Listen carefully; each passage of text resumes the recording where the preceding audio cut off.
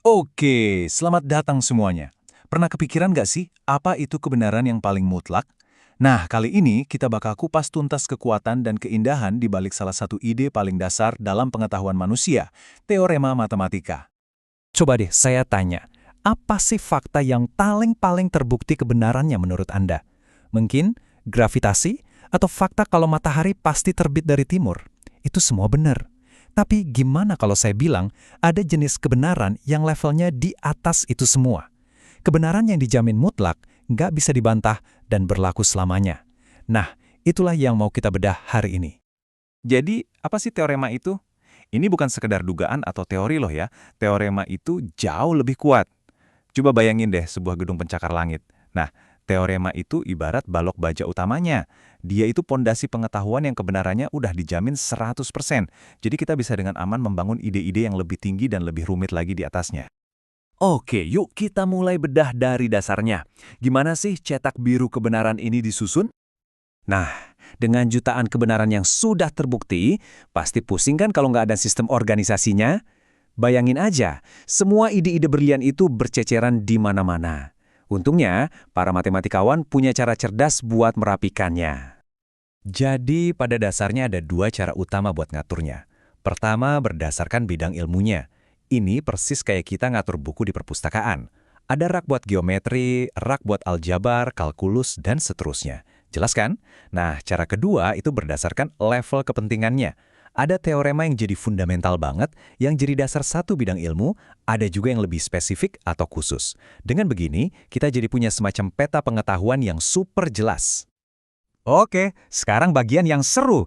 Kita bakal lihat beberapa superstarnya dunia matematika. Anggap aja ini tur singkat ke Hall of Fame teka-teki paling keren yang pernah dipecahkan manusia. Kita mulai dari teka-teki yang kelihatannya simpel banget. Coba bayangin, Anda punya peta dunia dan Anda mau mewarnainya. Pertanyaannya, berapa sih jumlah warna paling sedikit yang Anda butuhkan supaya nggak ada dua negara yang perbatasannya nempel punya warna yang sama?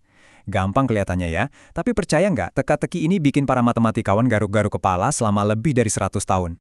Dan jawabannya ternyata cuma 4. Ya, cuma butuh 4 warna. Makanya ini disebut teorema 4 warna. Tapi yang bikin teorema ini legendaris bukan cuma jawabannya. Ini adalah salah satu bukti matematika besar pertama dalam sejarah yang harus pakai bantuan komputer buat ngecek ribuan kemungkinan. Dulu ini kontroversial banget. Banyak yang mikir, ini beneran bukti matematika atau cuma komputer yang ngomong? Nah, lihat tabel ini. Ini baru keren. Kita nggak cuma ngomongin satu jenis teorema. Ada teorema Pythagoras yang jadi dasar teknologi GPS di HP kita semua. Terus ada teorema terakhir Fermat, teka-teki yang butuh waktu 358 tahun buat dipecahin.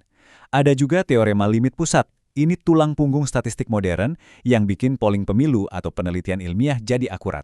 Dan mungkin yang paling bikin mikir, teorema ketidaklengkapan Gödel. Teorema ini pada dasarnya membuktikan bahwa ada kebenaran di luar sana yang meskipun nyata, nggak akan pernah bisa kita buktikan. Gila kan? Oke, kita udah lihat hasil-hasil yang luar biasa ini. Tapi, gimana sih sebenarnya sebuah teorema itu dilahirkan?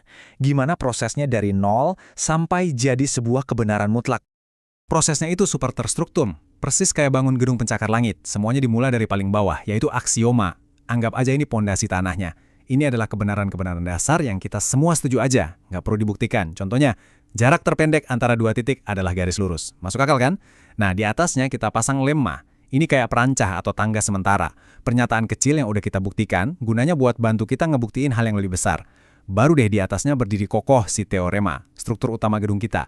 Dan begitu teoremanya jadi, kita dapat bonus, korolari. Ini kayak pemandangan keren dari puncak gedung. Kebenaran baru yang langsung kelihatan begitu teoremanya terbukti. Oke, ini semua keren, logis, terstruktur. Tapi mungkin ada yang nanya, terus kenapa? Kenapa kita harus peduli sama ide-ide abstrak begini? Apa gunanya buat kehidupan sehari-hari? Nah, ini dia poin kuncinya. Teorema itu bukan cuma buat pajangan di buku matematika. Teorema itu adalah mesin penggerak inovasi. Mereka ngasih kita kebenaran yang absolut, yang bisa dipegang. Ini jadi fondasi buat hampir semuanya. Sistem enkripsi yang ngamanin data bank Anda itu dibangun di atas teorema teori bilangan. Algoritma yang jalanin internet dan media sosial itu juga. Bahkan ilmu fisika modern yang menjelaskan alam semesta semuanya berdiri di atas fondasi teorema matematika. Intinya, teorema memastikan pengetahuan kita dibangun di atas batu karang yang kokoh, bukan di atas pasir. Dan ini membawa kita ke sebuah pemikiran penutup yang wow. Kalau setiap teorema yang udah terbukti itu ibarat puncak gunung yang berhasil kita daki, coba bayangin deh, dari setiap puncak itu, kita bisa ngelihat puncak-puncak lain yang lebih tinggi, yang masih diselimuti kabut, yang belum pernah dijamah. Itulah masalah-masalah besar yang belum terpecahkan, kayak hipotesis Riemann yang terkenal itu. Ini ngingetin kita kalau pencarian kebenaran itu nggak ada habisnya. Jadi pertanyaannya bukan cuma apa yang sudah kita tahu, tapi kebenaran besar apa lagi yang sedang menunggu untuk ditemukan di luar sana.